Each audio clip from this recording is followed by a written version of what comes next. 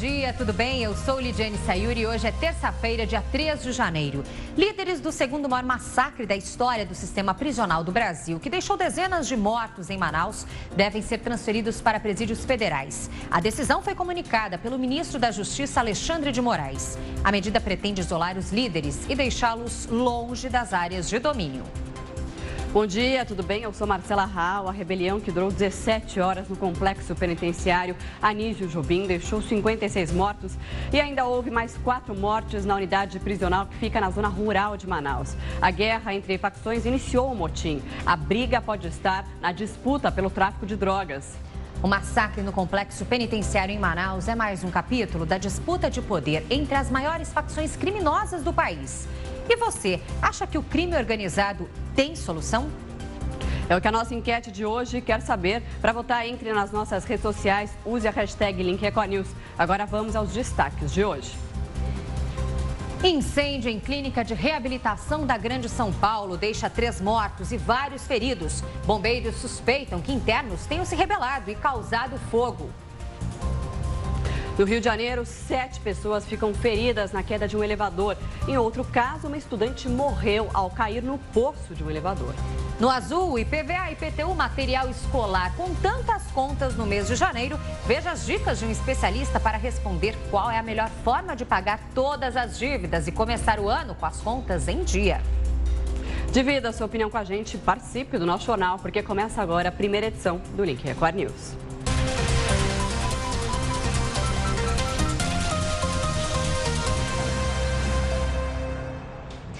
Essa primeira edição começa mostrando a transferência dos chefes das facções que comandaram as rebeliões nos presídios de Manaus. 60 presos morreram nos confrontos. 3 presídios devem ser construídos para amenizar a crise no sistema carcerário do Amazonas.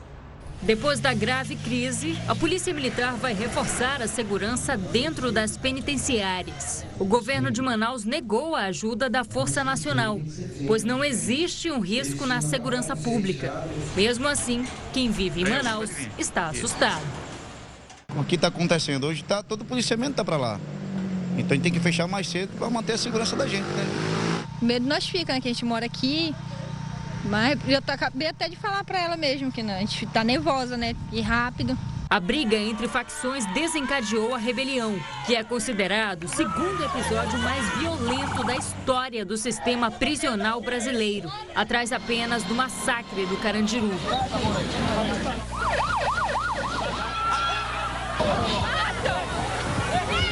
As fugas foram do Ipate e do Compage. Duas das principais unidades prisionais de Manaus, onde 56 detentos foram assassinados.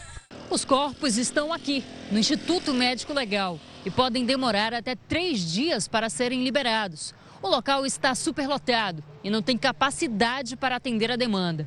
Por isso, a Secretaria de Segurança Pública do Estado precisou alugar um caminhão frigorífico.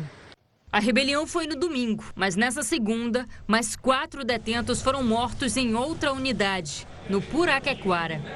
Não chegou a ser uma rebelião, foi um homicídio mesmo, porque eles só tinham a intenção de matar esse pessoal. Por causa da crise no sistema penitenciário, o ministro da Justiça veio até a capital amazonense e anunciou que os líderes das facções serão transferidos para presídios federais.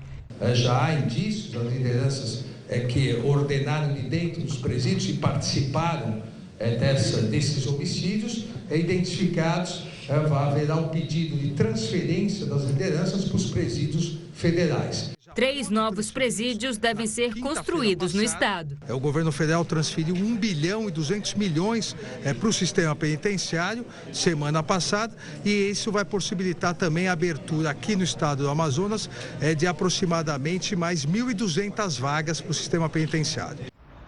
E sobre esse massacre, essa crise nos presídios de Manaus, a gente pergunta na nossa enquete do dia se você acha que o crime organizado tem solução. Vote nas redes sociais, entre no Twitter, no Facebook da Record News, comente também, registre a sua participação com a hashtag #LinkRecordNews. Além disso, é muito fácil também utilizar o nosso WhatsApp, DDD 11 95307 1851. Manifeste o que você pensa sobre o assunto e envie aqui pra gente até a segunda edição, o resultado oficial da enquete do dia para você. E ainda nessa edição, novas informações e uma entrevista ao vivo aqui no nosso estúdio sobre o segundo maior massacre em presídios da história do país. Continue com a gente. A gente segue agora com outros destaques. 3 pessoas morreram depois de um incêndio atingir uma clínica de reabilitação de Mairiporã, na região metropolitana de São Paulo. O fogo começou em um quarto trancado e sem janelas. Ambulâncias de várias regiões de São Paulo e da região metropolitana ajudaram no resgate às vítimas. Durante a madrugada, 17 internos com intoxicação por causa da fumaça e queimaduras pelo corpo foram retirados da clínica onde o incêndio aconteceu. Olha, essas equipes do bombeiro que estão saindo aqui agora levam uma das vítimas que está entubada em estado grave. A estrada é de difícil acesso, por isso, enquanto algumas equipes saem, as outras permanecem aqui neste espaço, aguardando para conseguir chegar até a clínica que fica a alguns quilômetros entrando por essa estrada de terra.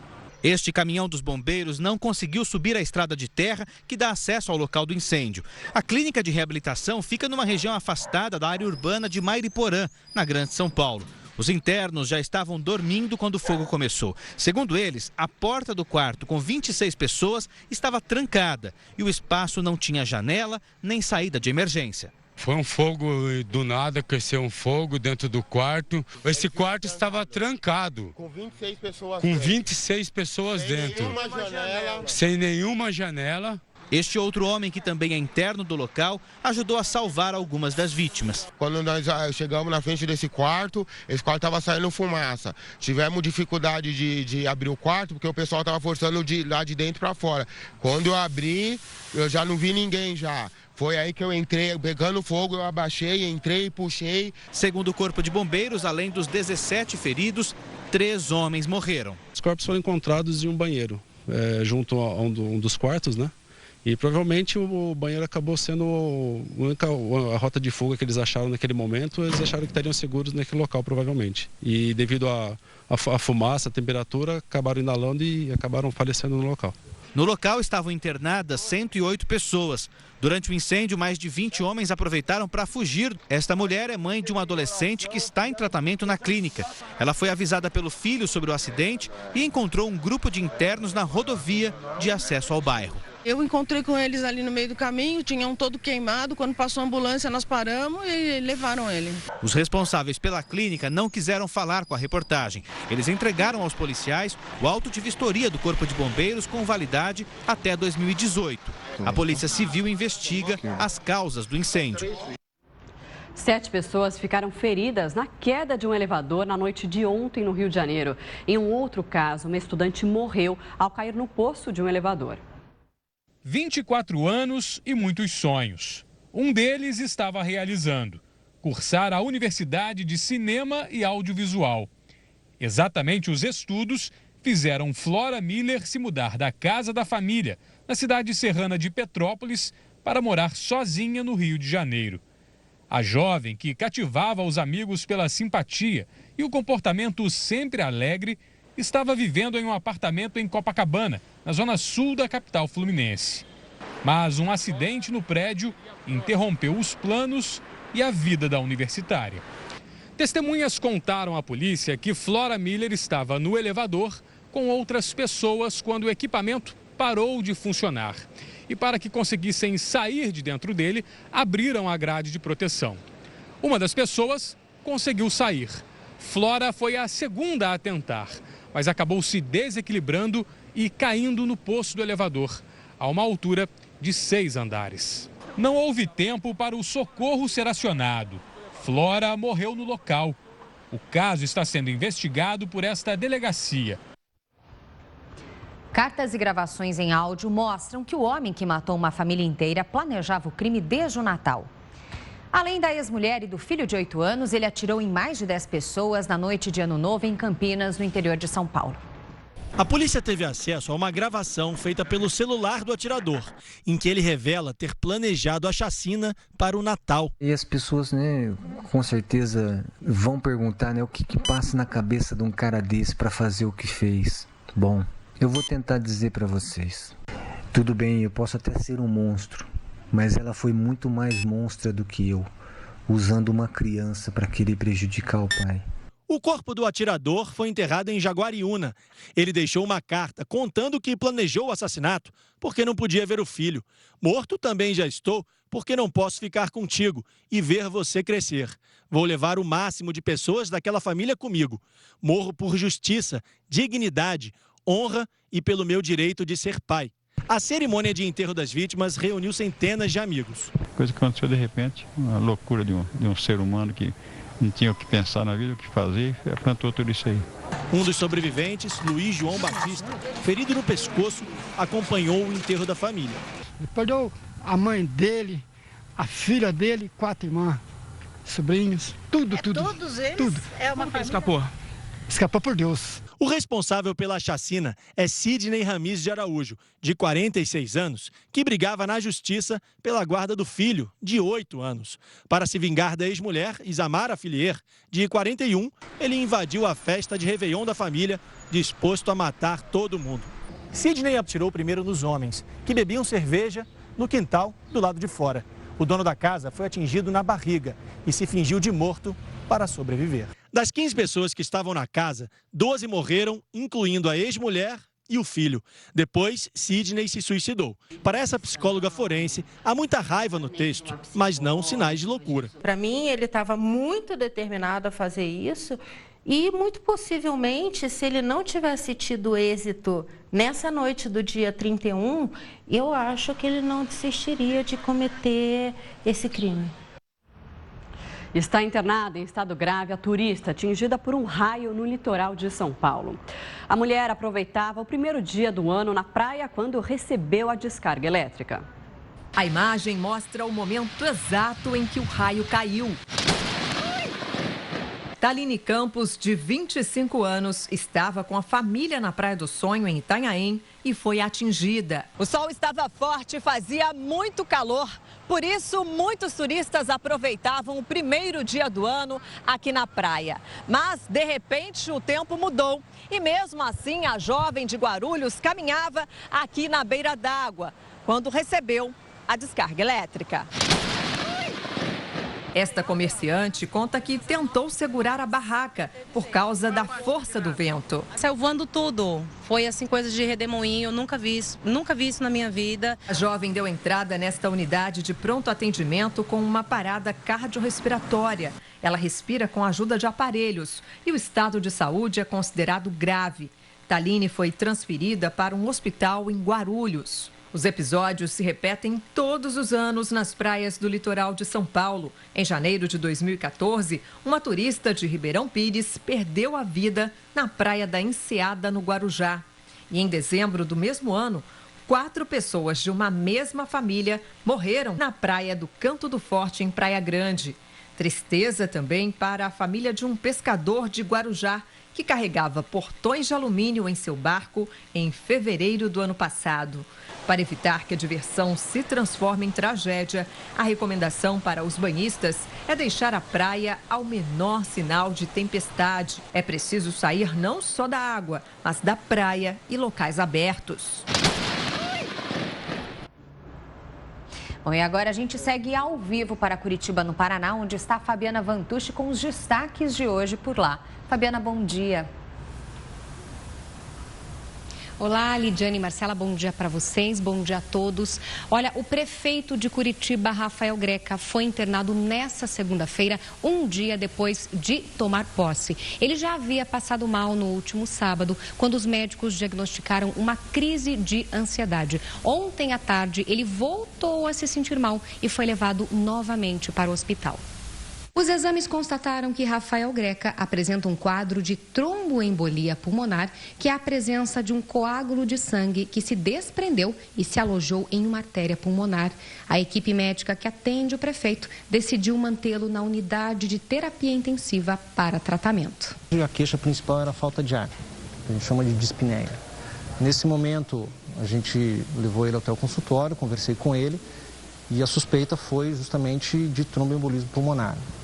Na sequência, ele foi encaminhado para um exame chamado angiotomografia de tórax, que confirmou a nossa suspeita. Após isso, ele foi levado para observação, já foi iniciado imediatamente a medicação e agora ele está em um ambiente controlado, reservado, o que ele precisa agora de repouso e a medicação que a gente está fazendo. Eu posso garantir para vocês, ele está estável, está tranquilo, está com seus assessores no quarto, está conversando com eles, então está tranquilo, ele está estável. E um boletim atualizado sobre o estado de saúde de Rafael Greca foi divulgado agora pela manhã. De acordo com os médicos, o quadro aí do prefeito permanece estável. Ele deve realizar novos exames nas próximas horas para acompanhar a evolução da doença. Um novo boletim será divulgado ainda hoje no fim da tarde. E agora eu vou falar sobre um grave acidente com um ônibus que aconteceu na madrugada de hoje em Campo Mourão, na região centro-oeste do Paraná. 41 passageiros estavam no veículo, 7 morreram. De acordo com a Polícia Rodoviária Federal, o motorista não conseguiu realizar a curva, que fica após o viaduto do contorno de Campo Mourão, na altura do quilômetro 207 da BR-158, e tombou o veículo, que caiu em um barranco de aproximadamente 15 metros. No local, a velocidade máxima permitida é de 40 km por hora, mas o ônibus estava a quase 100 km, segundo o que consta no disco tacógrafo que foi encaminhado para a perícia.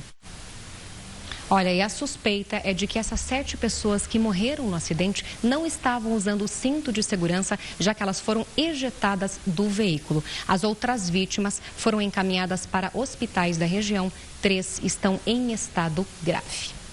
E esses foram os destaques de hoje aqui do Paraná. Lidiane e Marcela, eu volto com vocês aí no estúdio. Bom trabalho a todos. A gente se vê amanhã.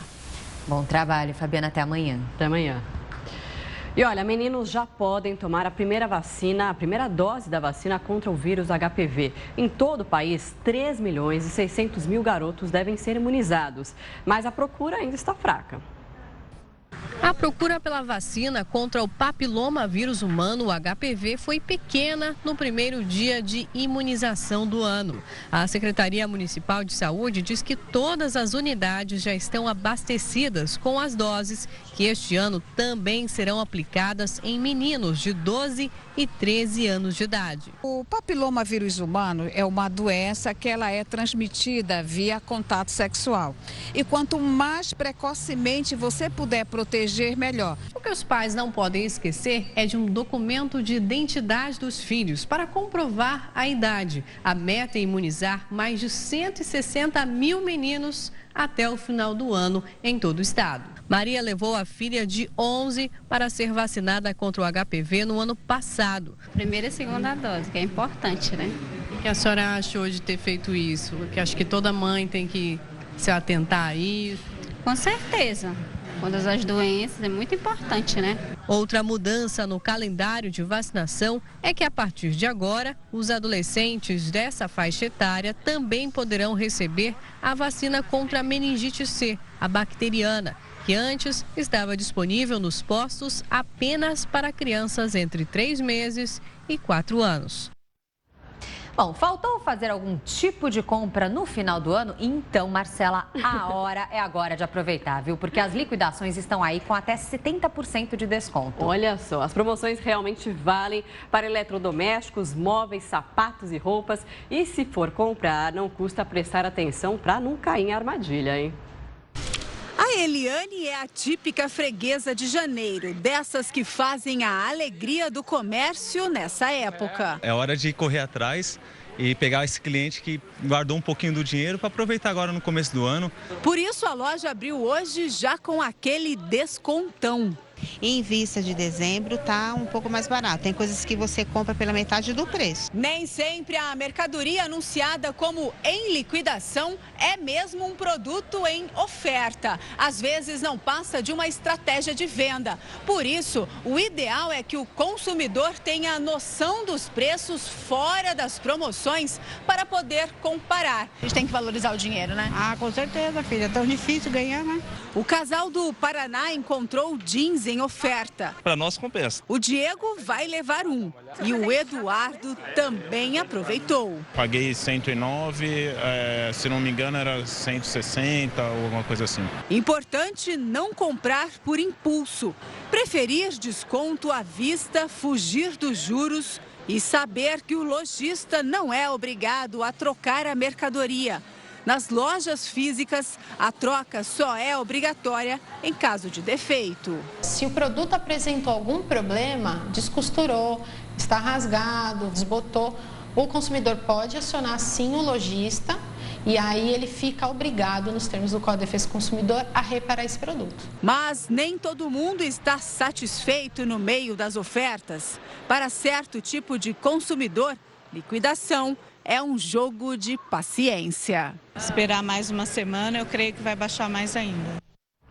Bom, difícil é aproveitar essas liquidações com tanta conta para pagar, né? IPVA, IPTU, material escolar, o mês de janeiro já chegou com aquela avalanche de contas. E por isso a nossa equipe de reportagem foi atrás de um especialista para responder qual a melhor forma de pagar todas as dívidas e tentar começar o ano no azul.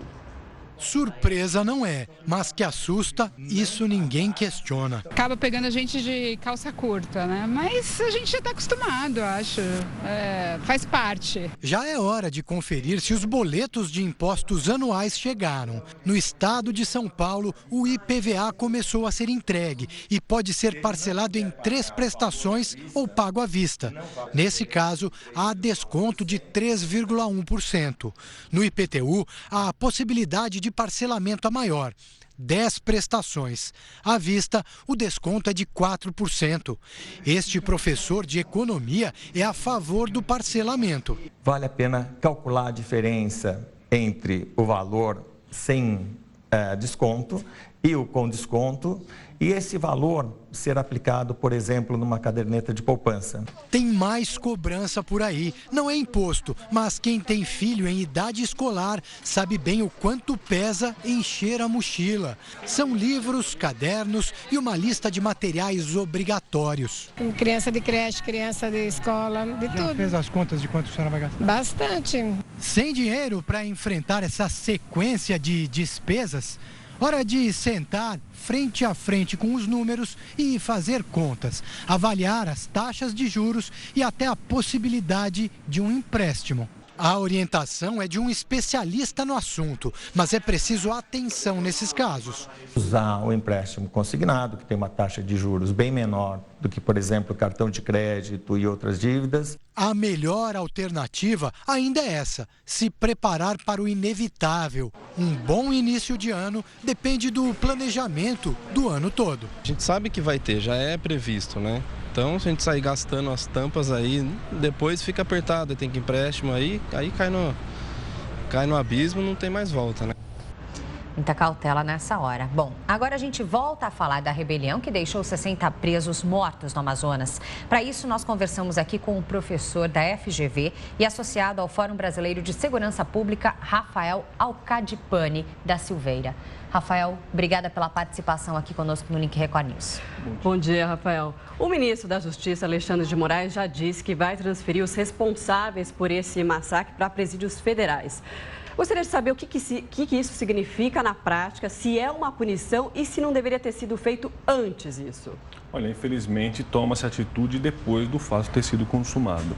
Ao menos um ano já se sabia entre os pesquisadores, entre as pessoas da área, que uma carnificina como essa poderia acontecer. Há um ano? Há mais ou menos um ano já havia previsões de que isso poderia acontecer. Já haviam os primeiros movimentos da facção criminosa paulista em direção a tomar esse tipo de atitude. É a chamada tragédia anunciada, né? Sim, é uma crônica de uma morte anunciada, infelizmente. E diante disso, claro que você transferir os líderes é uma boa atitude no momento. né? Você precisa transferir os líderes, você precisa fazer com que o presídio de fato seja controlado pelo Estado, algo que parece que não está acontecendo nesse caso específico, e você precisa investir para se mudar o sistema prisional brasileiro, que está completamente falido. O que muita gente em casa deve pensar, poxa vida, agora os líderes vão ser transferidos, por que não fizeram isso antes? Mas fato, não fizeram. A partir de agora vão para presídios federais, que teoricamente, pelo menos a população vê assim, são presídios com uma estrutura muito melhor, uma qualidade, digamos, de vida para o preso muito melhor. E isso acaba revoltando diretamente a população que paga impostos e acaba também subsidiando o custo desses presos. E aí, professor? Mas eu acho que esse é o erro do pensamento do brasileiro típico.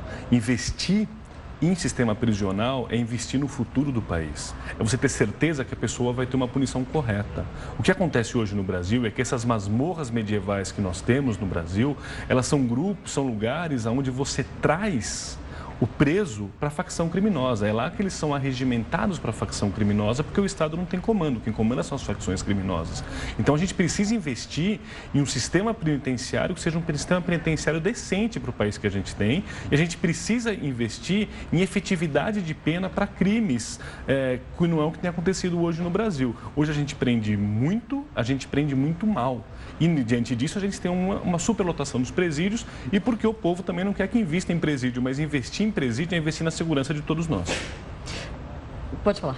Agora, com relação à segurança, presídio federal, então, qual é a diferença maior, além, claro, da estrutura, não haver superlotação, mas com relação à comunicação? Há digamos, um cercamento muito maior, por exemplo, nessa comunicação. Aí, realmente, não consegue-se entrar com celulares, com drogas, é uma revista um pouco mais minuciosa. É isso, então, exatamente, é por isso que esses líderes vão para esses locais? Eles são lugares mais estruturados, né? Eles são lugares onde os agentes ganham mais, onde você tem um controle maior do que acontece ali dentro, bloqueadores de celular e coisas do tipo. Agora, você nunca pode dizer que um presídio é impenetrável. Presídios podem ser penetrados por drogas, podem ser penetrados por celulares e coisas do gênero. A questão é que quando a gente está tendo que colocar no presídio, é porque a gente já errou muito, a sociedade já errou muito, o governo já errou muito. Né? Quando a gente chega num caso com uma barbárie como essa, o presidente da República está com as suas mãos sujas de sangue, porque ele sabia que isso poderia acontecer.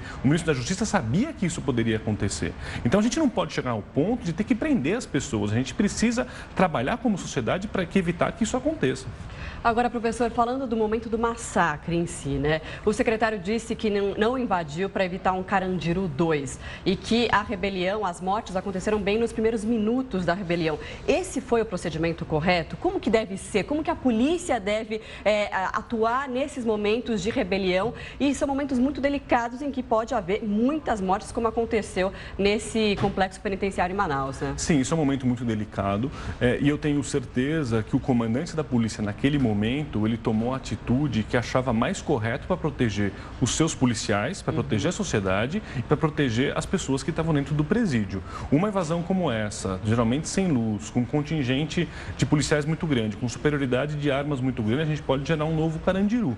Né? De novo, o telespectador pode estar falando, não, é isso que tem que acontecer, mas isso não resolve o problema. A gente mata muito no Brasil, a gente prende muito no Brasil, a gente não resolve o problema de segurança pública. Segurança pública se resolve com inteligência, se resolve com investimento na área, se resolve com a gente tirar o jovem da periferia e dar uma condição de vida para ele. Enquanto isso não acontecer, a gente vai viver barbárie atrás de barbárie. Agora é interessante até falar das pessoas que pensam, os presos estão lá, que se matem, né? Eu penso, claro, totalmente o contrário disso, mas tem muita gente que pensa assim. E qual que é o perigo de pensar assim? Porque eles estão se matando lá dentro, mas eles podem se matar lá fora e a coisa pode ser generalizada, né? Existe um potencial que esse conflito entre PCC e as outras facções, isso vá para as ruas.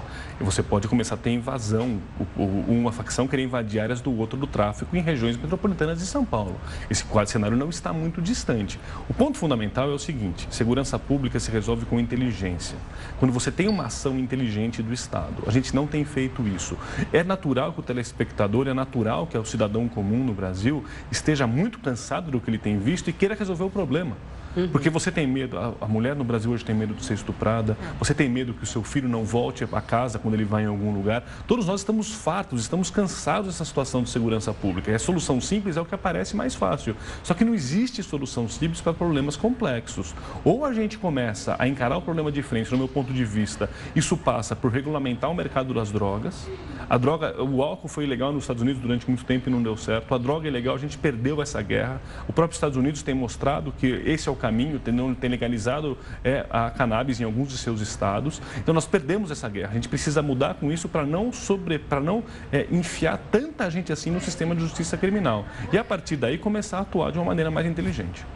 Rafael, com relação ao tema da nossa enquete, o crime organizado tem solução? Isso e muito mais a gente vai pedir para que você explique para a gente numa outra parte dessa entrevista que esclarece esses pontos que agora a sociedade realmente se pergunta. E aí, como é que fica a situação, principalmente do sistema carcerário, do tráfico de drogas, o crime organizado, o que fazer daqui em diante? Então, aguarde mais um pouquinho, daqui a pouco o senhor retorna. Okay.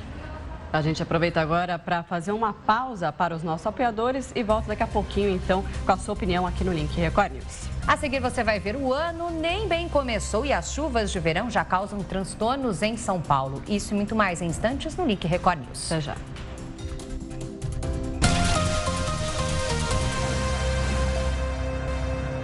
11 horas e 52 minutos pelo horário brasileiro de verão. Link Record News de volta. De volta agora com a sua participação. A gente perguntou na enquete do dia se você acha que o crime organizado tem solução. Isso porque aconteceu aquela crise em vários presídios de Amazonas. Em uma delas teve um massacre que deixou 56 mortos, mais 4 mortos em uma outra penitenciária. E a gente faz essa pergunta hoje. Para participar é só usar a hashtag Link Record News para votar na nossa enquete ou ainda mandar a sua mensagem via WhatsApp. O número é esse que vai aparecer aqui embaixo. O 11 95307 1851 e tem gente participando já. É isso mesmo, vamos conhecer a sua participação, a sua opinião agora na tela, que chega por WhatsApp. Vamos lá, primeira mensagem. De onde chega e de quem é? De Goiás, é o Carlos que participa. O crime organizado tem sim como ser controlado, desde que as pseudo-autoridades sejam extirpadas do poder em nosso país. Opinião do Carlos, obrigada pela participação. Mais uma mensagem chegando agora da Idália, de Capelinha, Minas Gerais. O crime organizado só terá solução quando todos os presídios tiverem interruptor de sinal de telefone e internet. Tá certo, então? A sua opinião registrada. Obrigada. O Natan de Indaiatuba, São Paulo, coloca assim: basta os nossos dirigentes terem mãos firmes e o desejo de acabar com isso. É o que acha o Natan. Obrigada.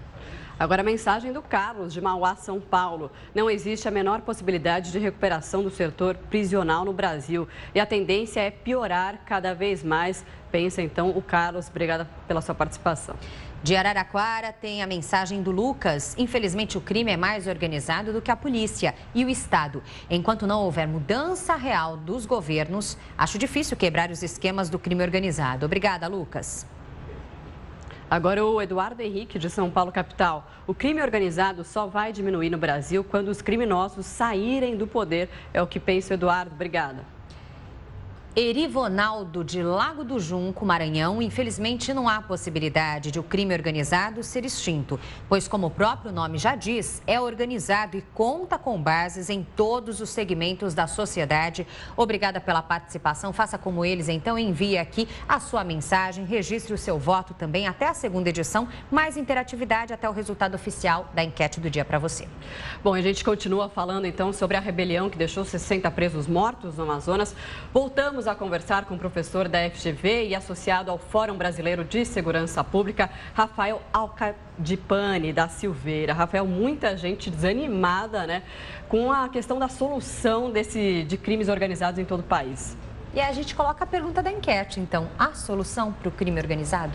Olha, se você for ver no mundo todo, em sociedades muito mais desenvolvidas do que a nossa, como no Japão, você tem crime organizado.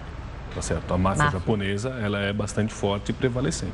A questão é qual é o poder que esse crime organizado tem. E no Brasil ele tem um poder excessivo. A forma de combater o crime organizado é, primeiro, você tem que sufocar essas facções financeiramente. Você tem que ter ações para que sufoquem elas financeiramente. Segundo, isso inclui, no meu ponto de vista, regulamentar o mercado das drogas para que eles tenham menos recursos para poder comprar arma, para poder fazer esse tipo de ação mais complexa como eles têm. O capital mesmo é baseado hoje no tráfico de drogas. drogas, né? Sim, uma boa parte. Cerca de 30% do movimento que eles têm é relacionado com o tráfico de droga, é o que dá muito dinheiro. O que mais está envolvido nisso? Você tem roubos a banco, você tem crime... Em São Paulo disse, inclusive, que o crime comum está relacionado com a facção criminosa.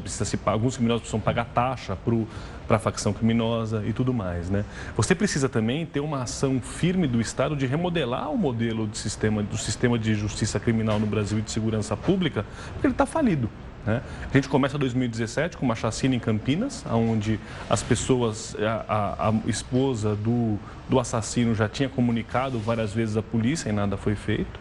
E você tem um crime como esse, que era uma crônica de uma morte anunciada. Ou seja, nós não estamos dando mais resposta. Nós precisamos cobrar para que os nossos políticos e que os nossos governantes levem segurança pública a sério. Nós não estamos levando esse problema a sério. Professor, teve nesse relatório que foi feito há cerca de um ano, que é de um órgão, inclusive, ligado ao Ministério da Justiça, mostrou, inclusive, que uma área que seria chamada de seguro, que é para detentos mais perigosos, tal, foi nessa área que aconteceu o massacre na penitenciária, naquele complexo penitenciário em Manaus. Como que funcionam essas áreas e o que acontece que essas áreas são mais perigosas, como o próprio relatório já tinha apontado? Essas áreas são colocados criminosos que não são aceitos pelos outros membros do sistema prisional.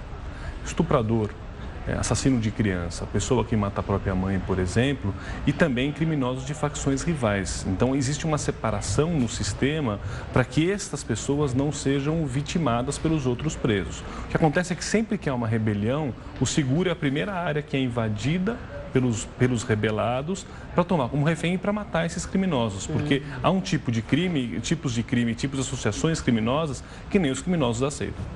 Agora, havia também superlotação, tem gente que fala em 170% de superlotação, tem veículos que falaram, órgãos que falaram até 3 vezes mais. O fato era que era muito complicada a situação lá.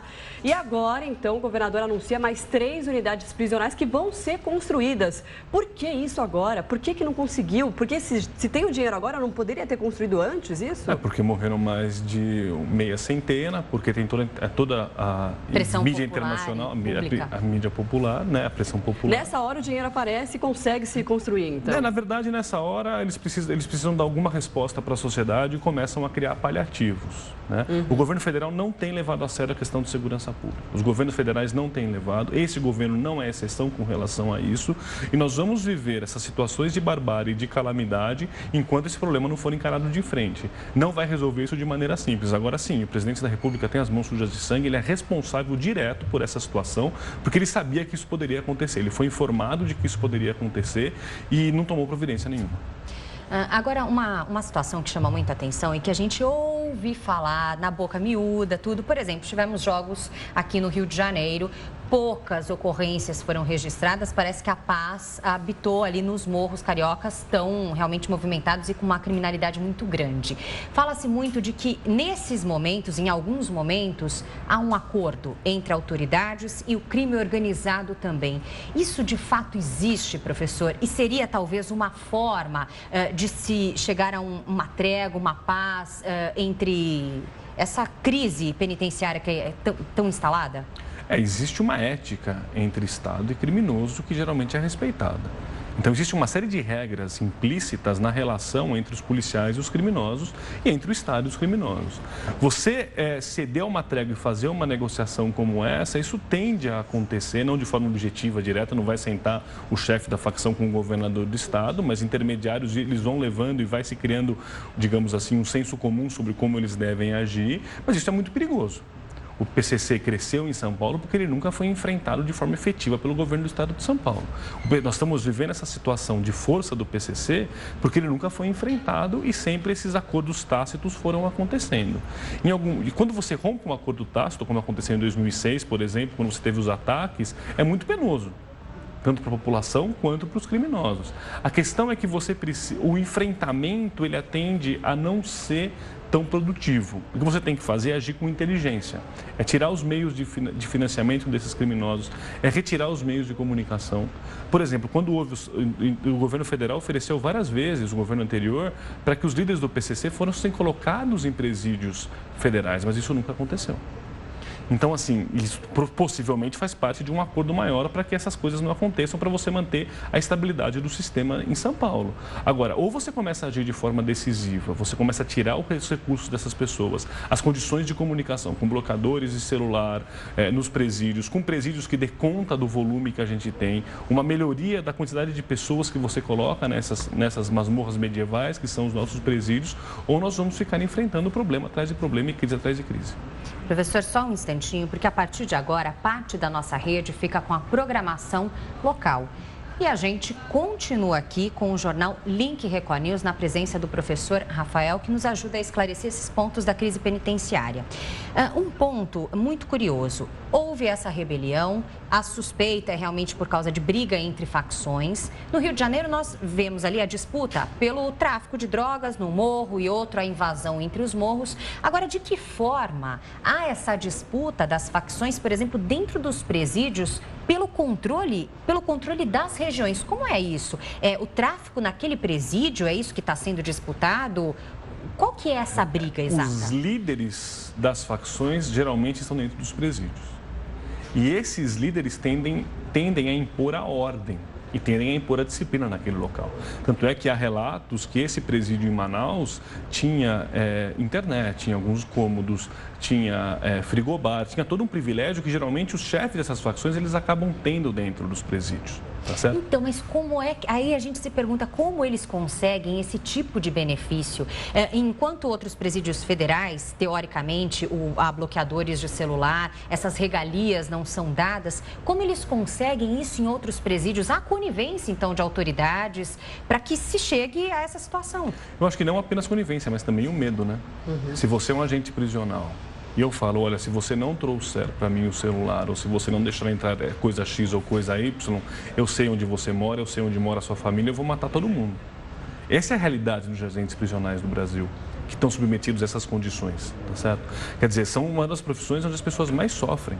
Porque eles estão submetidos à chantagem, eles estão submetidos à vingança. Vez ou outra a gente vê a família do agente prisional ser morto. Então é muito difícil você regular. No governo federal você consegue porque você tem menos presos, onde não tem tanto esse contato face a face, nas supermax, nas prisões de segurança máxima, onde você abre e fecha a porta à distância, você não tem tanto esse contato face a face. Num presídio superlotado, com o duplo, triplo da capacidade, né? Se você não consegue individualizar os prisioneiros, você não consegue separar essa massa, então você não consegue agir como Estado, né? O ideal é que você tivesse um sistema penitenciário melhor, mas aí fica a questão, nós vamos construir quantos presídios? Esse país vai construir presídio ou vai construir escola? O que nós vamos fazer para evitar que a pessoa chegue nessa situação? Um trabalho anterior, né? Trabalho anterior. Professor, muito obrigada pela sua participação aqui. Rafael Alcadipani, é isso mesmo, professor da FGV e também do Fórum Brasileiro de Segurança Pública. Muito obrigada pela sua participação, esclarecendo então essa crise, esse massacre que aconteceu em uma penitenciária no Manaus, né, em Amazonas, esclarecendo então toda essa situação para a gente. Obrigada pela sua participação e até uma próxima. Até a próxima. Bom, a gente segue aqui com outros destaques porque o ano nem bem começou e as chuvas de verão já causam muitos transtornos aqui em São Paulo. O temporal que atingiu a capital paulista na tarde de ontem provocou alagamentos em todas as regiões. A força da água parecia um rio. A rua alagada no Morumbi, na zona sul de São Paulo, ficou intransitável. Até o posto de combustível, onde normalmente as pessoas se protegem, ficou assim, completamente alagado. Aqui, um carro parcialmente coberto foi abandonado com o porta-malas aberto. Um córrego da região transbordou e era difícil saber onde ele terminava e onde a rua começava. Aqui, próximo à Ponte do Socorro, também na Zona Sul, essas mulheres pegaram um galho de árvore para saber a profundidade do alagamento. Os motoristas logo desistiram de atravessar a avenida. Coragem mesmo, só dos motoqueiros.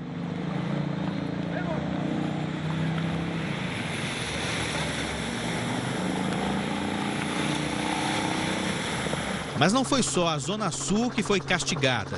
Essa grande nuvem cobriu os municípios de Itapecerica da Serra, Cotia e Carapicuíba e levou muita água para a região.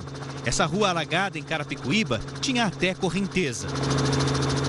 Na Penha, na zona leste de São Paulo, a rua Ouro Fino ficou assim, completamente intransitável. O dono do carro não teve tempo para sair e o veículo ficou no meio da água. O Corpo de Bombeiros recebeu 8 chamados para atender pessoas que ficaram ilhadas no meio da enchente. 7 na Zona Sul e 1 na Zona Leste. Este córrego aqui passa bem debaixo da Avenida Nações Unidas, na Zona Sul de São Paulo. Mas ele não deu conta de escoar toda a água. É um trecho que está sob obras, inclusive isolado aqui com orientações para pedestres. Mas entre as duas pistas da avenida há essa área aqui, bastante extensa, para estacionamento de carros. Isso aqui virou um rio durante o temporal. E os carros que estavam parados acabaram todos inundados. Agora à noite ainda tem guincho trabalhando no local. Neste carro aqui, a água chegou perto da metade da porta. Quando a dona chegou... Eu cheguei, eu já encontrei, já tinha 2 guinchos aqui, já levando vários carros. Eu vi a marca da água no meu carro e eu só entrei, vi que ele estava alagado e já chamei o guincho. Já nem perdi muito tempo, na verdade, eu nem liguei nem nada. Qual é a sensação de chegar e encontrar o carro? Ai, sério... Dei risada, sinceramente dei risada. Vários outros carros parados aqui ficaram debaixo d'água. A jornalista sabia que a área era de risco. Eu falava, um dia isso pode acontecer comigo, mas eu fiquei tipo, o dia que eu tanto temia chegou. Foi uma típica chuva de verão. Além da chuva forte concentrada em um mesmo ponto, a ventania também assustou. O aeroporto de Congonhas registrou rajadas de quase 60 km por hora. Algumas regiões de São Paulo ficaram no escuro. Funcionários da concessionária de energia trabalharam a noite toda para religar a força. Sem a iluminação pública, foi preciso se arriscar na escuridão, como fez esse ciclista. É incômodo, né? A gente não ver onde que vai que o ônibus vem também. É difícil, né, quando o ônibus vem. Tiver buraco. Tipo, eu tô de bicicleta, eu não vejo, mano. Os pedidos para a renovação do financiamento estudantil, o FIES, podem ser feitos a partir da próxima segunda-feira, dia 9 de janeiro. E a repórter Vanessa Lima traz mais detalhes sobre essa situação para a gente. Vanessa. Olá, pessoal do Link Record News. 30 mil contratos que estavam em vigência até o segundo semestre de 2016 estão na fila esperando a renovação do financiamento. Os novos pedidos, aceitos a partir do próximo dia 9, são para contratos válidos no primeiro semestre deste ano de 2017. O FIES oferece financiamento para cursos em faculdades privadas. O grande interesse é pela taxa de juros, 6,5% ao ano. E o aluno só começa a pagar a dívida depois da formatura. Mesmo assim, ao longo do curso é preciso renovar o contrato a cada 6 meses. Atualmente, 2 milhões de estudantes utilizam o programa. Voltamos ao estúdio da Record News. Obrigada, Vanessa, pelas informações. Terça-feira é dia de dicas de português aqui no Link Record News com o professor Dr. Rodrigo Maia dos Santos, da PUC São Paulo. Só que hoje ele vai fazer uma participação diferente. Dá só uma olhada. Olá pessoal do Jornal Link Record News, professor Rodrigo Maia aqui, com esse cenário maravilhoso com a praia, né, para dar dicas de língua portuguesa. Não é porque a gente está em férias que a gente vai esquecer do bom português. E as dúvidas que surgiram têm a ver com esse cenário, têm a ver com a praia, que são os plurais de algumas palavras, como é o caso de guarda-sol, guarda-chuva e chapéu. A dúvida é, quais são os plurais corretos? Terezinha, qual o plural de guarda-sol? Se a gente vai pegar mais de um guarda-sol, pega quantos? Eu acho que é guarda-sóis. Tem mais de um sol, então? Não! Será que ela acertou? Guarda-sol, qual o plural? Eu acho que é guarda-sol. Guarda-sol mesmo, mantém. O plural correto é guarda-sóis. E tem gente que pergunta, mas professor, poxa vida, tem mais de um sol? Poxa vida, a gente vê um sol só. Aí fala sóis, fica estranho, mas não importa. É o substantivo que o plural, o substantivo singular é sol, o plural é sóis, então guarda-sóis. A mesma coisa vai acontecer com chuva. No caso de guarda-chuva, o plural é guarda-chuvas. E qual é a regra? O guarda, tanto do sol como do chuva, nesse caso é o verbo. Então você mantém no singular, do verbo guardar, né? Então é um guarda, que você mantém aí no singular, porque é o verbo, né? Nesse caso. E o plural, né? Você coloca do substantivo. Então vai ficar guarda-sol, fica guarda-sóis. Guarda, que é o verbo, com o substantivo chuva, guarda-chuvas. Para terminar, e chapéu? Chapéus. Chapéus? Não, chapéu. E agora? Acho que é chapéu. Algumas pessoas confundem o plural da palavra chapéu e acabam usando chapéus, talvez fazendo analogia com outras palavras que têm essa terminação, mas o correto do plural de chapéu é chapéus, tá bom? Dica de verão direto aí pro jornal Link Record News, tá bom? Grande abraço. Maravilha, Rodrigo. Lembrando que aqui a gente tira todas as suas dúvidas com o professor Rodrigo Maia todas as terças e quintas-feiras no Link Record News na primeira edição. E olha, para muitos jovens, a escolha da profissão antes dos 20 anos é uma decisão muito difícil, né? Marcela, por isso a nossa equipe ouviu especialistas para saber justamente quais são as áreas em que se tem mais chance de emprego nos próximos anos. Ali na frente tem vestibular. E esta turma pensa cada vez mais na escolha da profissão. Falo com meus pais, o que você vai querer ser? Vou querer ser engenheiro. Por quê? Porque eu gosto, tenho mais facilidade com isso. É aquela preocupação. O que é preciso para ter um bom futuro? Eu quero ter um retorno, eu quero estudar e saber que eu vou ter um emprego. Algumas profissões devem estar em alta nos próximos anos. Nas áreas ligadas à tecnologia, ciências contábeis, direito, engenharia de produção e marketing. A lista é desta consultoria de recursos humanos. Quando você tem um mercado muito promissor, é natural que você seja mais bem remunerado dentro daqueles mercados. Esta empresa, que desenvolve sistemas e presta serviços de tecnologia, setor que está no topo da lista, confirma. Existe uma grande procura por profissionais e falta de mão de obra em muitas regiões. Vem para a empresa sem necessariamente ter experiência, mas nem sempre com toda a qualificação que nós buscamos, que o nosso cliente exige. Saber quais são as profissões com mais oportunidades é muito importante, mas claro, não deve ser o único critério para decidir o que fazer no futuro. É o que alertam especialistas em orientação vocacional e em recursos humanos. Pensar só no status ou no dinheiro pode levar a um caminho errado e sem sucesso, mesmo nas áreas mais promissoras. Dinheiro é um ponto muito importante na vida. Ninguém vive de ar, né? Mas é muito importante você fazer algo que você tenha real paixão e um legítimo carinho. As outras pessoas, quando veem você fazendo aquilo, enxergam e tipicamente o seu retorno quanto a isso é muito positivo. É uma preocupação nessa escola, ajudar os alunos a descobrir com que trabalhos podem ter mais afinidade. Fazendo atividades relacionadas a certas áreas, tem um ensino técnico, você trazendo profissionais para cá, onde esses profissionais eles relatam os prós e contras, né? A profissão. O Eduardo já escolheu uma opção que atrai poucos jovens atualmente. Quer cursar História e ser professor. Tem que ser algo que vai me dar mais prazer do que dinheiro. Dinheiro não é tão importante assim, eu penso. É isso aí. A gente faz uma pausa agora para os nossos apoiadores e volta daqui a pouquinho. A seguir, você vai ver aqui na tela do Link Record News. Um menino de apenas 2 anos salvou o irmão gêmeo de um acidente com armário no quarto das crianças. Até já.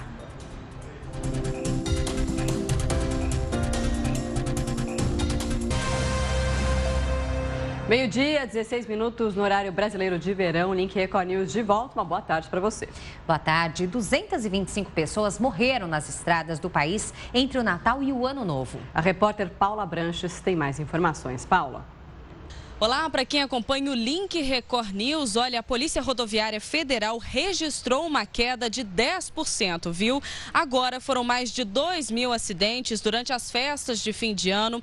Entre os dias 23 de dezembro e 1º de janeiro foram registrados 2.769 acidentes nas rodovias federais, 500 considerados graves, quase 3.000 pessoas ficaram feridas e 225 perderam a vida. E olha, pelo menos 200 motoristas foram presos dirigindo bêbados. Voltamos ao estúdio da Record News.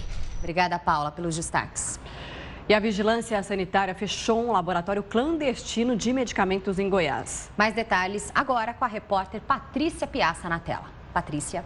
Olá, pessoal do Link Record News. Olha, o dono do laboratório clandestino, o Erison Moreira da Silva, de 27 anos, foi preso com documentos falsos. Os medicamentos fitoterápicos feitos à base de plantas estavam em latões no chão, sem a menor condição de higiene e não tinham licença para serem produzidos ou vendidos. Segundo a polícia, o pai do Erison morou um tempo na zona rural e era ele quem orientava o filho sobre quais plantas usar nos medicamentos. Todo o material foi apreendido e o local foi lacrado. Voltamos ao estúdio da Record News. Obrigada pelas informações, Patrícia.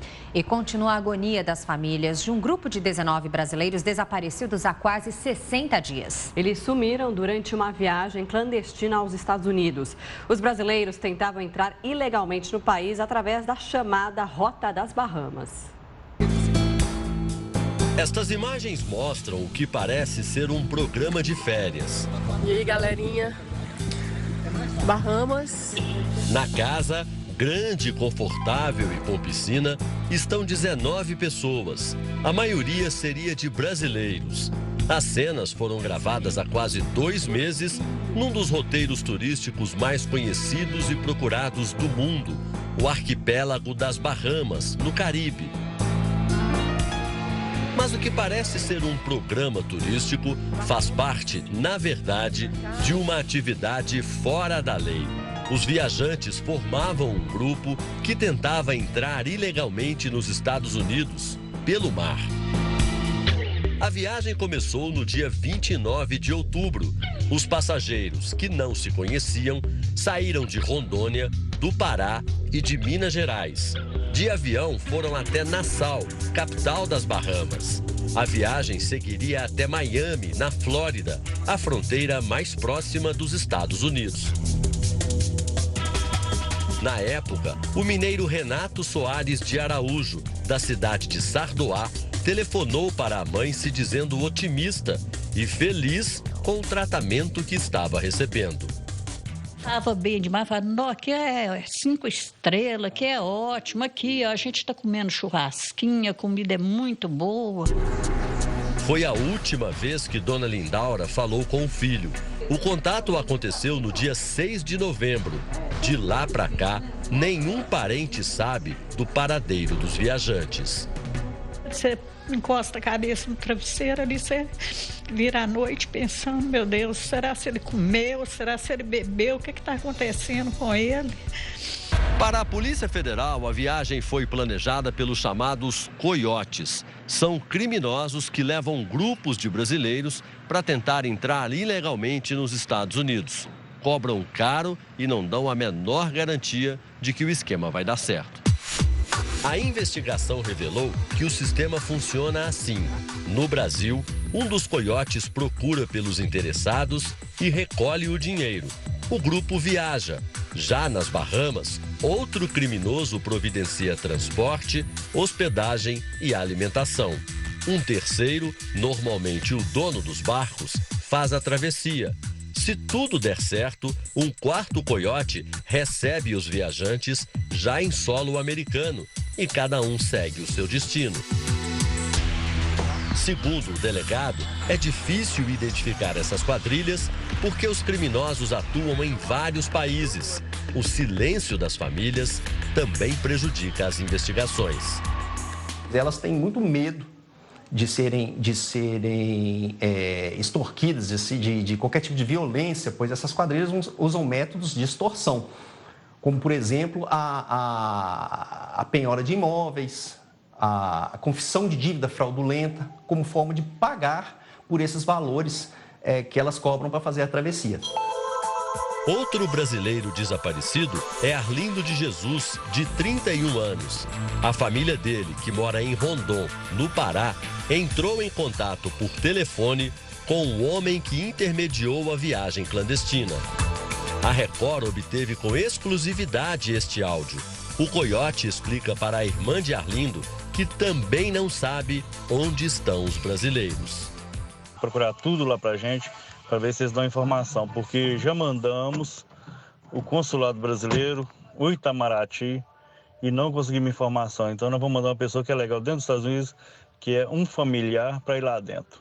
Entendeu? Porque já procuramos na água, não achou, já procurou nas cadeias nos Estados Unidos, não achou, já procurou em Cuba, não achou, entendeu? Agora falta procurar 100% dentro de Nassau com um dos familiares em cima para ver se consegue achar alguma coisa.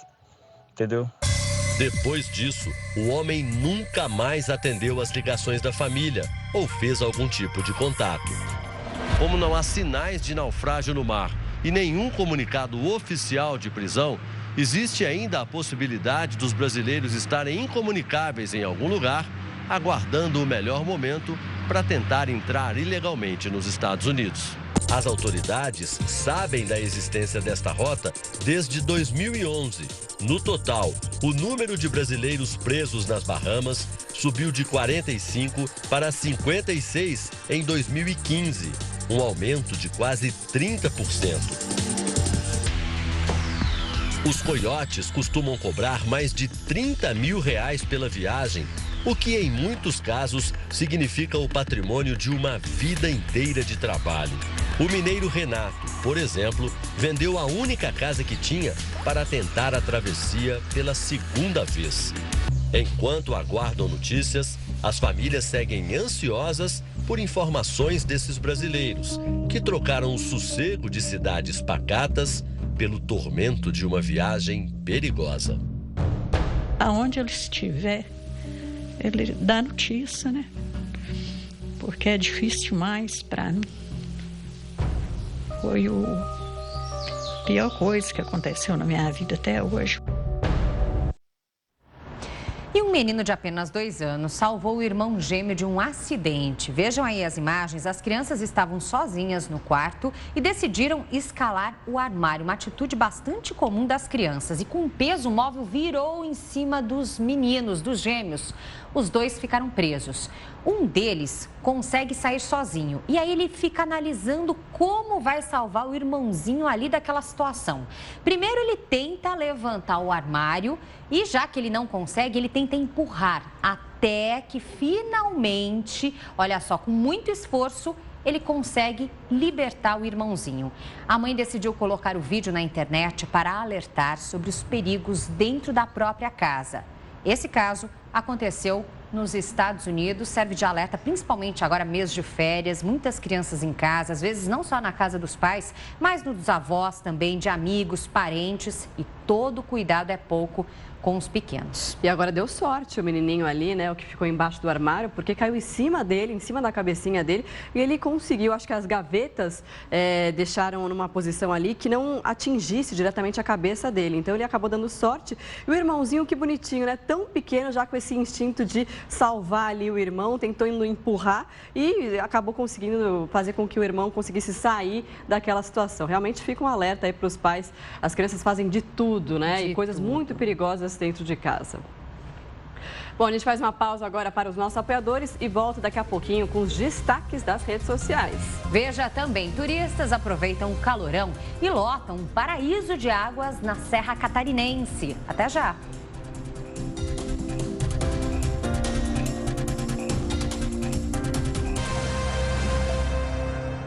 Meio-dia, 29 minutos pelo horário brasileiro de verão. Link Record News de volta. De volta falando do calor intenso neste verão. Turistas estão lotando um lugar privilegiado no sul do país.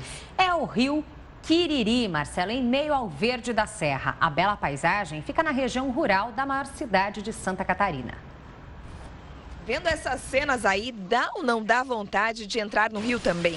É no frescor das águas do Quiriri que muita gente encontra a salvação nos dias de calor. Estamos gostando muito do local.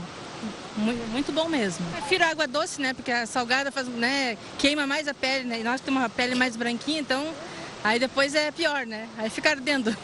Então melhor uma água doce, com certeza. A água rasinha é perfeita para as crianças. Dá para descansar enquanto elas brincam. Dá para brincar de piscina, de nadar, assim, essas coisas. Os rios nas regiões rurais de Joinville viram prioridade para o lazer de muita gente. Porque além do visual lindo, com vista para a serra e verde por todos os lados, e do clima agradável, ainda são de fácil acesso. Para chegar no Quiriri são cerca de 25 quilômetros do centro. O calor era muito, aí tinha que pegar um rio. Se é para descansar, nada como o barulhinho da água, que embala o sono do Davi.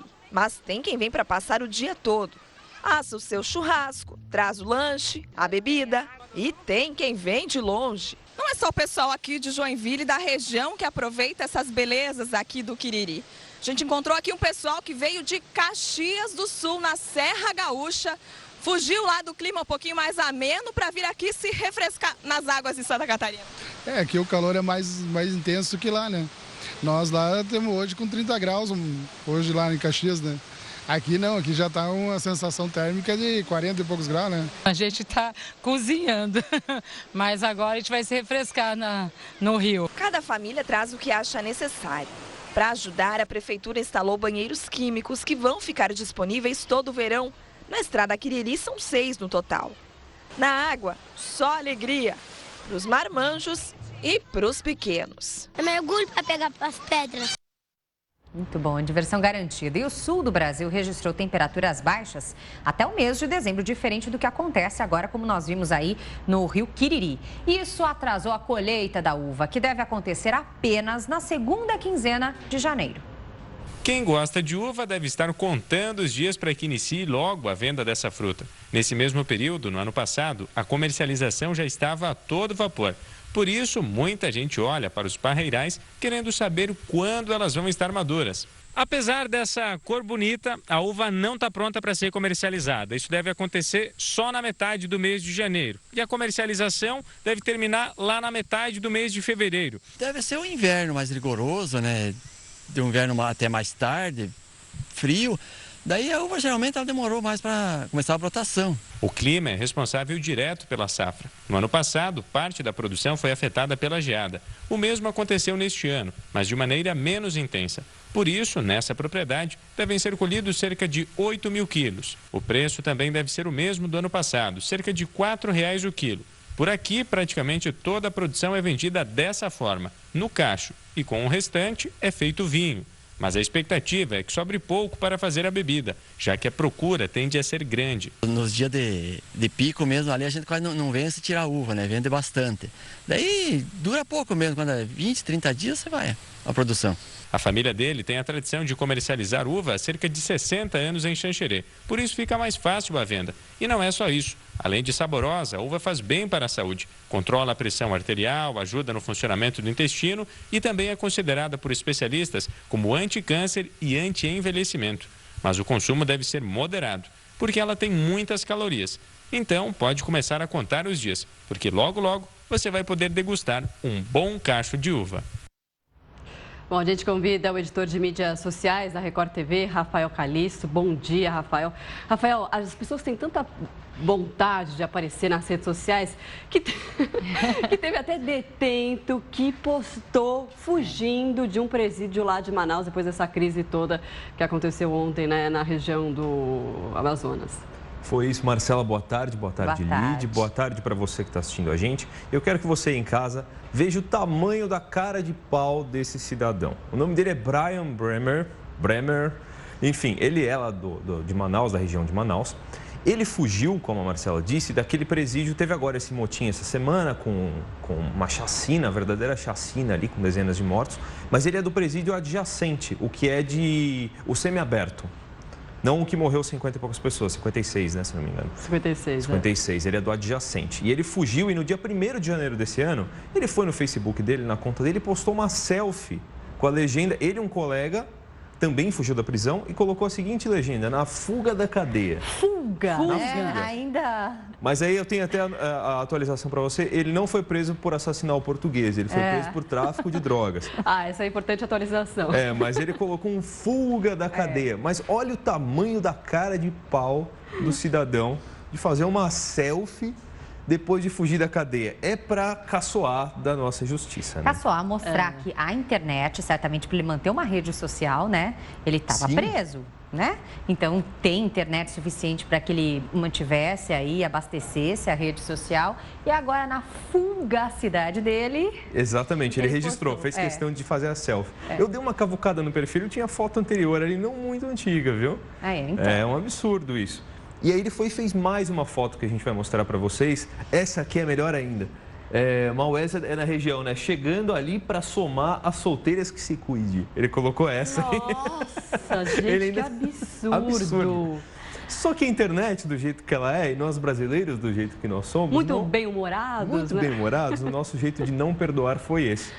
Olha o que começou a aparecer de comentário nessa postagem dele. A postagem dele não ficou ali despercebida só para os amigos dele. Já está com milhares de compartilhamentos e comentários. Dá uma olhada, é muita gente. Essa aqui é a segunda, que tem menos, tem mais de 8 mil comentários. A outra tem mais. E memes, então, surgiram, tipo né? Esse, exato. Partiu, ele de Titanic. Tem uma muito boa, que é a próxima, que a gente vai mostrar para vocês. Cara, olha isso, livre estou. Livre estou. Essa é sensacional. Eu achei muito boa mesmo. E os internautas começaram a colocar um monte de memes nos comentários, de filme, um ato de liberdade, aí coloca a cara dele, e tudo relacionado à liberdade. Mas teve internauta que também denunciou, né? Marcou ali na página da Polícia sim, claro. Federal, tal, né? Que não deixou barato, não. E teve muita gente que aproveitou para fazer meme dessa situação, que não deixa de ser engraçada, né? Porque a pessoa, ela se denuncia fazendo esse tipo de coisa, né? Se ele estava lá na fuga, posta a foto, é mais fácil até da polícia localizar ele, porque conta Pois com a é. impunidade, né? Já conta com isso. Pois é, mas aí era essa última brincadeira do olha o cérebro que você deixou cair, sabe, na fuga. Porque se o cara realmente quisesse se esconder, ele não tinha feito Só uma falta selfie. ele fazer um check-in, né? Exato, estou em e coloca o lugar. Ali, ó, Prison Break brasileiro. Temporada Manaus. Olha, rir pra não chorar, hein? Essa história é muito doida. E tem uma outra que eu trouxe pra você aqui, que é o seguinte, eu peguei até o nome dessa lei que entrou em vigor agora na França. Eu achei, no dia 1º, virou o ano, a lei tá valendo. Olha o nome dela aqui. O nome dela eu achei muito bom. O nome da lei ficou assim, deixa eu pegar aqui. Ela pegou um apelido, direito de se desconectar. Eu gostei desse nome. Depois que a pessoa sai do horário de trabalho dela, ela não pode ficar respondendo e-mail, WhatsApp, com coisa de trabalho. Isso vale para empresas com mais de 50 funcionários. Então, lá na França está proibido. É uma boa medida, né? Porque tem muita gente que já não usa, muita empresa que já não usa nem mais e-mail e que fica ali demandando dos funcionários via WhatsApp, né? Então, assim, é complicado, porque a pessoa acaba nunca se desconectando, nunca relaxando do trabalho. Vamos ver se vai pegar mesmo, né? Que tem essa história. Teria que vir pro Brasil aqui também, viu? Será que pega? Será que funcionaria? Teria aqui, que né? funcionar, porque é impressionante, né? Você fica naquela pressão psicológica o tempo todo. É que o brasileiro também é muito conectado. O brasileiro não larga o celular. Né? Então, tá ali disponível, sabe? É difícil. Eu acho que aqui seria mais difícil ainda. Mas vamos ver como é que funciona lá. De repente, a gente traz aí, depois de um tempinho de implementação, a gente vê no que deu. Mas seria saudável, no mínimo, né? E para encerrar, tem uma história muito boa. Dá uma olhada nessa imagem aqui dessas meninas. Eu quero ver se vocês acham alguma coisa estranha aí. Essa foto super repercutiu na semana passada, né, Marcela? Das pernas, né? É que tem uma novidade dela. Você já viu essa imagem, Marcela? Já vi. Você sabe a resposta ou não?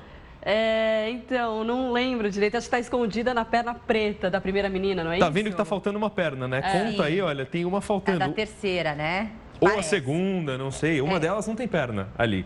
Sim, então, a da segunda está escondida... A perna da segunda está escondida na primeira, não é isso? Sabe o que aconteceu? Elas foram até a televisão lá nos Estados Unidos, elas são americanas, e elas revelaram o que aconteceu na foto lá durante uma entrevista. A gente tem o vídeo para mostrar para vocês com a resposta. Vamos ver. Vamos lá, atrás das pernas. A resposta é essa aqui, ó. Ali, ó.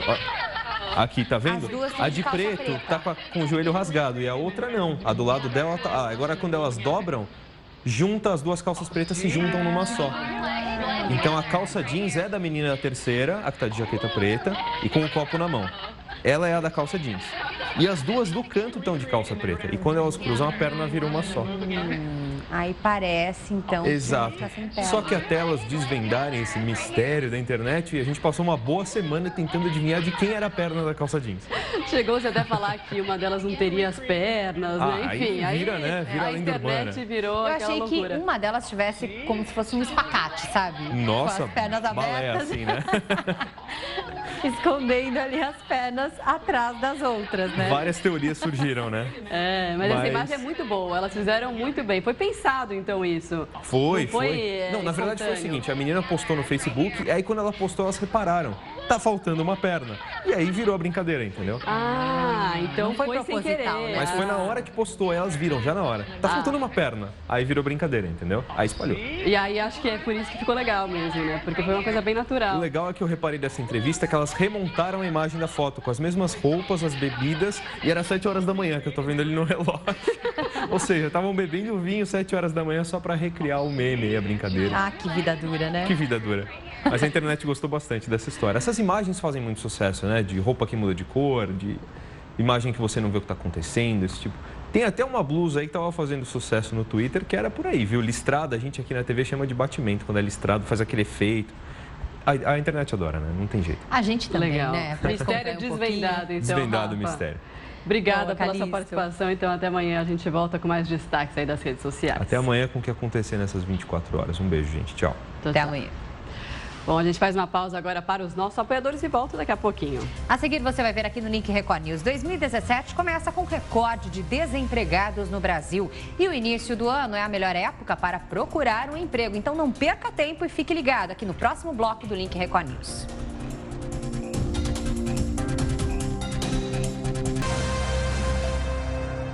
Link Record News de volta à sua tela, meio-dia, 45 minutos, pelo horário brasileiro de verão. E a polícia de Santa Catarina procura um homem que atropelou 3 pessoas na madrugada de domingo em Florianópolis. O motorista fugiu sem prestar socorro, mas já foi identificado pela polícia. Uma das pessoas atropeladas morreu. Os 2 sobreviventes estão em coma num hospital da capital catarinense. Um deles teve de amputar as pernas. As 3 pessoas foram atingidas quando voltavam para casa depois de assistir à queima de fogos na Praia dos Ingleses. 2017 começa com recorde de desempregados no Brasil. São mais de 12 milhões de pessoas em busca de uma vaga. E ao contrário do que muita gente pensa, o início do ano é a melhor época para procurar um emprego. Sala quase vazia de um lado e vagas à espera de candidatos do outro. O movimento neste Centro de Apoio ao Trabalhador de São Paulo cai muito nessa época do ano. Mas a dica é não perder tempo. É justamente nos primeiros dias do ano que podem surgir boas oportunidades. Existem vagas que são remanescentes, que ficaram do final do ano passado. Então, essas oportunidades em aberto são importantes que essa pessoa vá procurar, vá se candidatar a uma oportunidade. Quanto antes ela se candidata, mais chances ela tem de ser aprovada no processo seletivo, de ser indicada para uma empresa cliente e ser aprovada nesse processo. Silvino e Roberta são exceção. Promessa de ano novo do casal: procurar emprego no primeiro dia útil de 2017. Já passou as festas, Natal, Ano Novo. Então, para quem precisa, tem que correr atrás, né? Porque ainda não tá fácil emprego hoje em dia. Então, eu decidi hoje, tá? Vamos ver, tomara que hoje já saia, pelo menos pela entrevista marcada aí. O que você espera para esse ano? Que eu consiga um emprego e só. Toque a vida. E toque a vida para frente.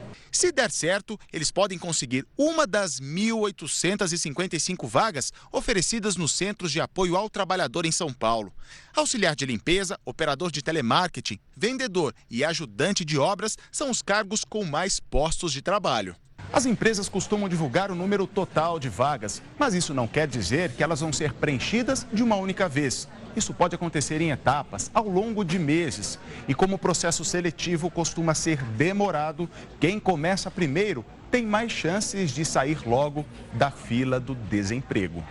E que fila grande, hein? Segundo o IBGE, são mais de 12 milhões de desempregados no país. Só em novembro foram fechadas mais de 116 mil vagas formais de trabalho.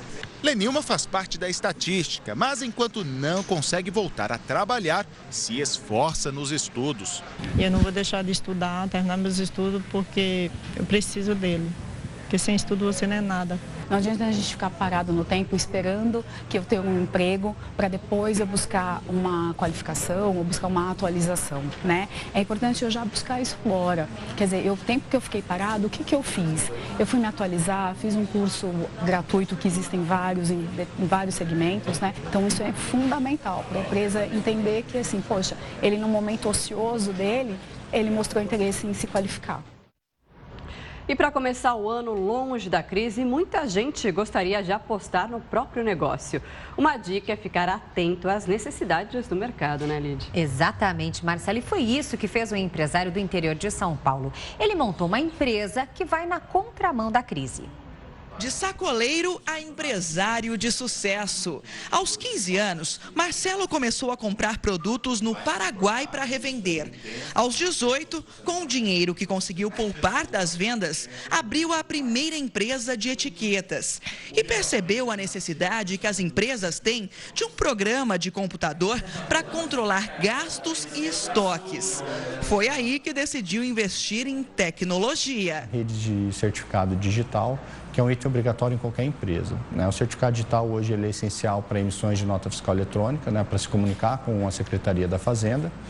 e também para fazer transações com bancos, com fóruns, né, com o governo. Depois que o negócio deu certo, o empreendedor resolveu investir nas franquias. E os diferenciais que já atraíram mais de 170 investidores em todo o país e até no exterior são baixo custo de investimento, a tranquilidade e o conforto de poder trabalhar em casa mesmo, além de oferecer um tipo de produto que todas as empresas precisam. A empresa vai na contramão da crise. No ano passado, cresceu 160%, um faturamento de cerca de 17 milhões de reais.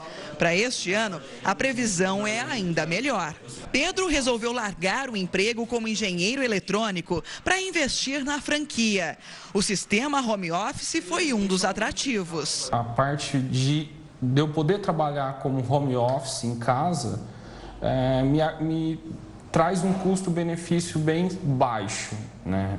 Então isso acaba ajudando para repassar para o cliente esse custo, né?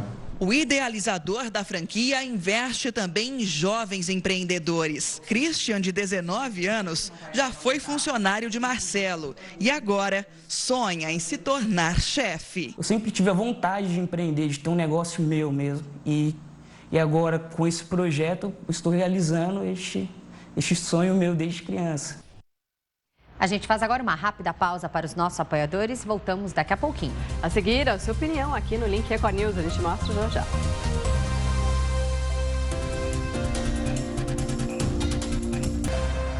Meio-dia, 55 minutos no horário de Brasília. Link Record News de volta agora com a sua participação. O tema da nossa enquete hoje perguntamos para você se você acha que o crime organizado, se tem solução para o crime organizado. Hashtag Link Record News para votar, colocar o que você pensa pelas redes sociais ou utilize também para isso o nosso WhatsApp, DDD 11 95307 1851. Já temos participação aqui na tela. Vamos lá, então. A opinião que chega do Laurindo, de Araraquara, São Paulo. O melhor negócio é privatizar o sistema prisional, obrigando o preso a trabalhar para se manter na cadeia e cortar o auxílio reclusão. Aí as coisas mudam, na opinião do Laurindo. Obrigada. Tem também a participação do Beto, de Valinhos, São Paulo. O crime organizado pode ser controlado. Basta boa vontade, política e inteligência da polícia. Tá aí a opinião do Beto. Obrigada. Mais uma mensagem agora do Matheus, de Osasco, São Paulo. Sim, há solução se a educação for melhorada com esportes. Ajudo a treinar pré-adolescentes no basquete, mesmo sem a ajuda da prefeitura. Eu faço porque não quero ver aqueles meninos no mau caminho. Tá certo, uma solução realmente é colocar essas crianças praticando atividade física e tirar das ruas, da criminalidade. Obrigada pela sua participação, Matheus. A Tamires, de Jundiaí, São Paulo, coloca que o crime organizado só vai parar quando bloquearem os sinais de internet e telefone nos presídios aí. Tamires, obrigada pela mensagem. Agora a opinião que chega do Wilderson, de Linhares, Espírito Santo. Presídios no Brasil são escolas do crime. Precisamos mudar o modelo prisional, onde os presos tenham um trabalho digno e não fiquem amontoados sem o que fazer. Obrigada pela sua participação. Tem também a mensagem agora do Alexandre, de Santo André, São Paulo. O crime não é organizado, o governo que está desorganizado. Esta insegurança é falha grave de vários anos e falta de leis mais rígidas. Enxugar gelo não adianta, o desabafo aí que o Alexandre deixa na nossa programação. Faça como eles, participe então, envie a sua mensagem. Na segunda edição, mais momentos de interatividade até o resultado oficial da enquete do dia para você. Agora, olha só essa história. Uma turista foi atacada por um crocodilo quando tentava tirar uma foto com o animal. Isso aconteceu na Tailândia. A mulher foi mordida na perna quando se aproximou para fotografar. O crocodilo estava num parque e descansava na beira do rio. Ela foi levada para o hospital e continua internada. E agora uma história inusitada que aconteceu nos Estados Unidos. Gêmeos nasceram em um intervalo de 2 minutos em anos diferentes. Enquanto um nasceu às 11h59 de 2016, o outro já nasceu em 2017. E eles não são os únicos. No estado americano do Arizona, há um outro caso de gêmeos que nasceram entre a virada do ano. A diferença de tempo do parto foi de 11 minutos. O campeão brasileiro e olímpico Gabriel Jesus deixa o Brasil em busca de novas conquistas. O ex-jogador do Palmeiras viajou para a Inglaterra, onde vai ter um desafio e tanto. Gabriel Jesus, de 19 anos, vai defender o Manchester City.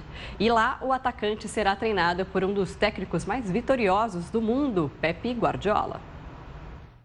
Antes de embarcar rumo à Inglaterra, Gabriel Jesus usou as redes sociais para agradecer ao ex-clube. Foi o Palmeiras quem revelou para o mundo o talento do garoto da periferia de São Paulo, que há 5 anos atuava no futebol de várzea. Eleito o craque do futebol brasileiro em 2016, Gabriel Jesus não tem do que reclamar do ano que se foi. Além de ajudar o Palmeiras na conquista do título nacional, o atacante se firmou titular da seleção brasileira comandada por Tite. Agora, ele está pronto para se apresentar ao Manchester City da Inglaterra. Eu tive muitas felicidades esse ano, agora é uma nova etapa na minha vida, eu vou procurar me adaptar e fazer o máximo possível. Gabriel não viajou sozinho para encarar esse novo desafio na carreira. Levou a mãe, Dona Vera Lúcia, os irmãos Kaique e Felipe e alguns amigos para facilitar na adaptação a uma nova cultura. O idioma inglês ainda é uma barreira. Não. Mas esse é só mais um adversário que ele vai driblar. O sonho de menino virou realidade. O adeus de Gabriel Jesus, bem que poderia ser um até logo para o torcedor palmeirense. Tchau, torcida. Um beijo para vocês. Eu amo vocês. Tchau, tchau. Boa sorte para ele. E o argentino Conca vai deixar o futebol chinês para ser o novo reforço do Flamengo. O meia-campista de 32 anos fica no time até o final do ano por empréstimo. Ele se recupera de uma operação no joelho esquerdo e só deve estrear em maio. Conca também jogou no Vasco e no Fluminense.